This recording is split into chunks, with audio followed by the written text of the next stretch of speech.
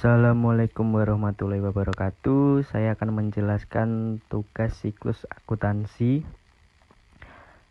Pengertian perusahaan jasa yaitu suatu usaha yang kegiatannya memproduksi produk yang tidak berwujud atau jasa dengan tujuan mendapatkan laba atau keuntungan. Dengan kata lain, perusahaan ini tidak memperjualbelikan produk yang mempunyai fisik secara nyata.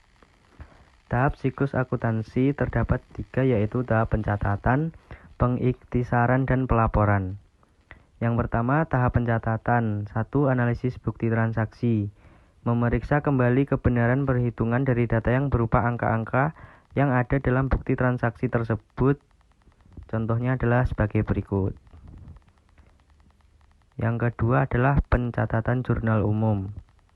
Hasil analisa transaksi berupa pendebitan dan pengkreditan akun yang terpengaruh. Analisis ini mengenai penggolongan nama akun, pencatatan dalam pendebitan ataupun pengkreditan beserta jumlah. Yang ketiga, posting ke buku besar. Proses pemindahan informasi akuntansi dari jurnal ke buku besar. Kumpulkan akun untuk meringkas transaksi yang telah dicatat dalam jurnal. Yang kedua, tahap pengikhtisaran. Yang pertama yaitu menyusun neraca saldo. Data neraca saldo berasal dari saldo sementara buku besar. Neraca saldo digunakan untuk menguji kebenaran pendebitan dan pengkreditan akun buku besar. Yang kedua adalah mencatat jurnal penyesuaian. Suatu perusahaan saat melakukan pencatatan ke dalam laporan. Disinilah pencatatan dilakukan untuk mengetahui akun real dan nominal. Yang ketiga, jurnal penutup. 4. Menutup buku besar. 5. Neraca saldo setelah penutupan. Dan yang terakhir adalah jurnal pembalik. 3. Tahap pelaporan. 1. Laporan laba rugi. Disusun untuk mengetahui perolehan laba atau rugi. Laporan laba atau rugi dapat diketahui kinerja keuangan perusahaan selama satu periode akuntansi. Yang kedua, laporan perubahan ekuitas atau modal. Laba atau rugi yang diperoleh perusahaan akan mempengaruhi akun modal. Jika perusahaan memperoleh laba, modal perusahaan akan bertambah. Jika perusahaan mengalami kerugian, modal perusahaan akan berkurang. Perubahan modal tersebut dapat diketahui dengan menyusun laporan perusahaan modal. Yang ketiga, laporan posisi keuangan atau neraca.